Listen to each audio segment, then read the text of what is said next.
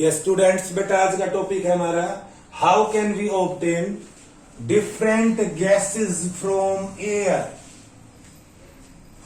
Air क्या होती है? We know air is a homogeneous mixture of different gases. Air क्या है? एयर एक होमोजीनियस मिक्सचर है और हम किसका होमोजीनियस मिक्सचर है? डिफरेंट गैसेस का। और हम डिफरेंट गैसेस को सेपरेट करना चाहते हैं एयर से। तो कैसे सेपरेट करें? By using fractional distillation process.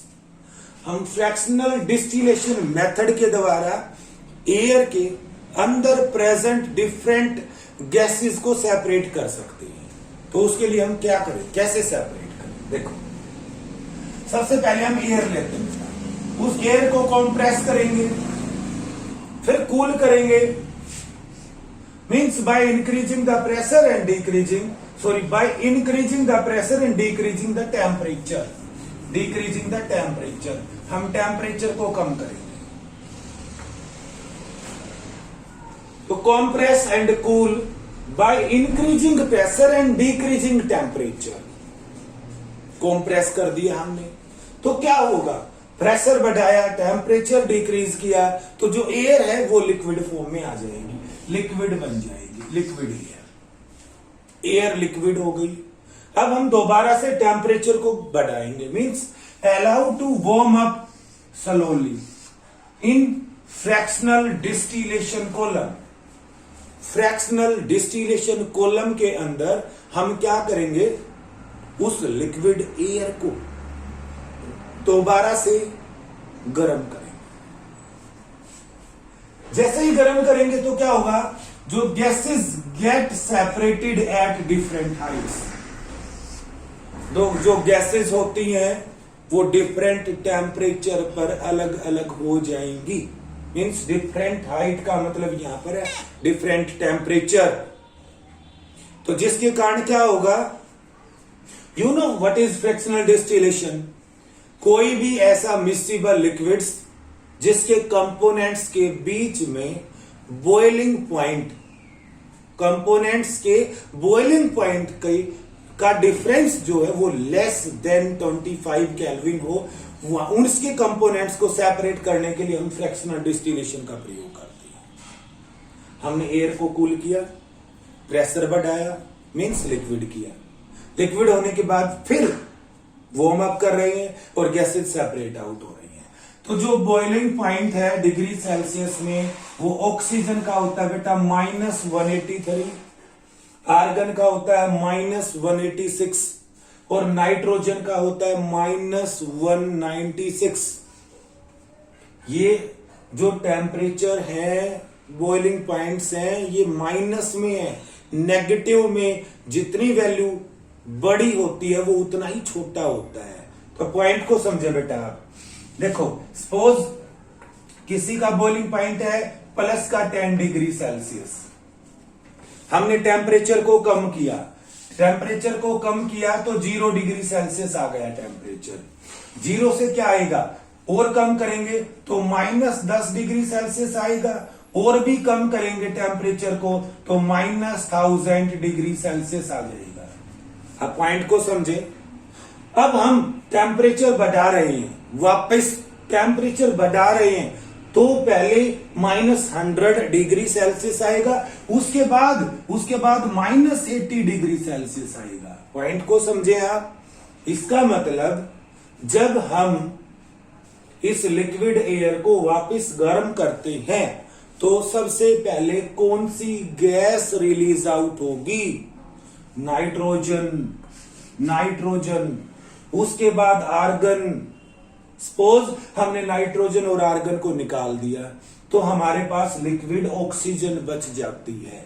तो इस प्रकार जो भी गैस हम चाहते हैं उसको सेपरेट कर सकते हैं from the air by using fractional distillation method. तो ये जो लिक्विड ऑक्सीजन बच जाएगी, हम बाद में इसको ठीक है अलग कर लेते हैं। तो ये पॉइंट था बेटा हमारा how can we obtain different gases from the air. अब नेक्स्ट पॉइंट आ जाता है how can we obtain pure copper sulphate from an impure sample. तो इसके लिए आप एनसीईआरटी बुक से एक्टिविटी 2.9 पढ़ोगे।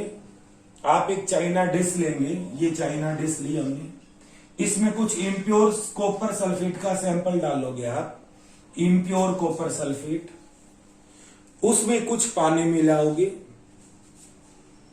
पानी मिलाने के बाद आप उसको फिल्टर करोगे इम्प्योरिटीज को निकालने के लिए। To remove the impurities filter करेंगे। पॉइंट को समझें। एक्टिविटी 2.9 को मोस्ट इंपोर्टेंट एक्टिविटी है। हमने इम्प्योर कॉपर सल्फेट का सैंपल लिया है, पानी में मिलाया है, फिर उसको फिल्टर किया है, इनसोल्युबल इम्प्योरिटीज रिमूव कर दी हमने वहां से। अब पॉइंट को समझें। अब हमने क्या किया, उस सॉल्यूशन को हीट किया हमने, मीन्स पानी को इवेपोरेट कर दिया। कि कब तक करेंगे, जब तक वो सॉल्यूशन सैचुरेटेड ना हो जाए। हम उसको गर्म करेंगे और उस सॉल्यूशन को सैचुरेटेड बनाएंगे। सैचुरेटेड बनते ही हम उसको हीट करना बंद कर देंगे। फिर हम उसको कूल डाउन करेंगे, कुछ टाइम के लिए फिल्टर पेपर से कवर कर देंगे, और कुछ टाइम के बाद हम देखेंगे कि वहां पर प्योर क्रिस्टल्स बन जाते हैं कॉपर सल्फेट के। और इस प्रोसेस को हम क्रिस्टलाइजेशन कहते हैं।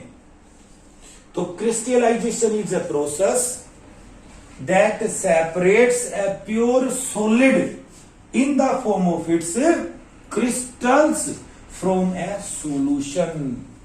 एक सॉल्यूशन से हम किस प्रकार प्योर सॉलिड के क्रिस्टल्स को सेपरेट करते हैं, उस प्रोसेस को क्रिस्टलाइजेशन कहते हैं। एक ऐसी एक्टिविटी आप अपने घर भी कर सकते हैं बेटा। थोड़ा सा पानी ले आप, पानी में चीनी मिला दें आप एक फिक्स टेम्परेचर पर, ठीक है, पानी को गर्म करें, चीनी मिलाते जाएं और एक ऐसा टाइम आ जाएगा जब उसमें और शुगर मिक्स नहीं होगी। इट मीन्स वो सैचुरेटेड सॉल्यूशन हो गया है शुगर का। You know about saturated, unsaturated, dilute and concentrated solutions. तो अब उस सैचुरेटेड सॉल्यूशन को हम क्या करेंगे, कुछ टाइम तक ठंडा करेंगे। बल्कि हम क्या करेंगे, उसमें आप 1 या 2 थ्रेड डाल दो बेटा, धागा डाल दो। तो उस थ्रेड के अराउंड क्या होगा, जो शुगर के क्रिस्टल्स हैं वो इकट्ठे हो जाएंगे और एक धागे वाली मिश्री बन जाएगी।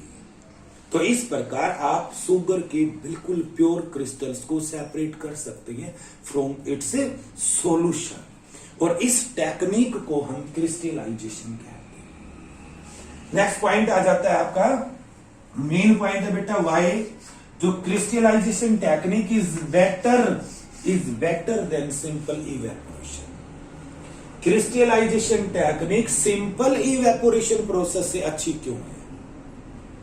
देखो अभी मोस्ट इंपोर्टेंट पॉइंट है बेटा, हम क्रिस्टलाइजेशन में कितना गर्म करते हैं, उस सॉल्यूशन को सैचुरेटेड बनाने के लिए करते हैं बस। लेकिन इवेपोरेशन में हम क्या करते हैं, पूरे के पूरे पानी को इवेपोरेट करा देते हैं।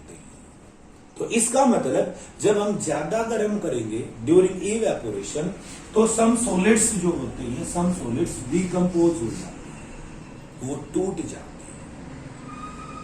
हैं। और some like sugar may get charge on heating to dryness.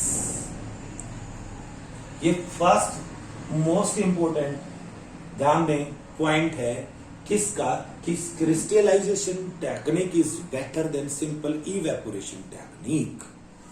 Second point, some impurities may remain dissolved in the solution even after filtration. बेटा हमने यहां किया था, एक चाइना डिश में इम्प्योर कॉपर सल्फेट लिया, ऊपर से पानी मिलाया, फिर हमने उसको फिल्टर किया। जब हम फिल्टर करते हैं ना, तो सोल्यूबल इंप्योरिटीज दूर नहीं होती, इनसोल्यूबल इंप्योरिटीज को रिमूव करते हैं। लेकिन कुछ सोल्यूबल इंप्योरिटीज डिसॉल्व हो जाती हैं सॉल्यूशन में, और वो इवन आफ्टर फिल्ट्रेशन भी रहती हैं।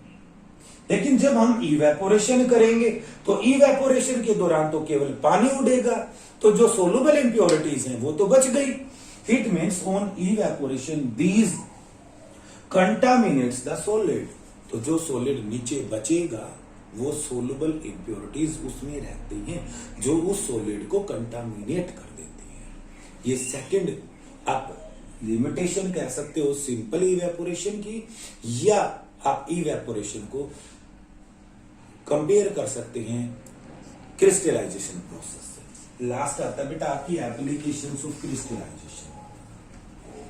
देखो, एक तो purification of salt that we get from sea water, समुद्र के पानी से जो हम साल्ट प्राप्त करते हैं, क्रिस्टलाइजेशन प्रोसेस के द्वारा हम उसको प्योरीफाई कर लेते हैं। सेकंड एप्लीकेशन है separation of crystals of alum. Alum ये फिटकरी होती है बेटा, आपने फिटकरी देखी होगी। तो separation of crystals of alum means फिटकरी फ्रॉम द इम्प्योर सैंपल्स।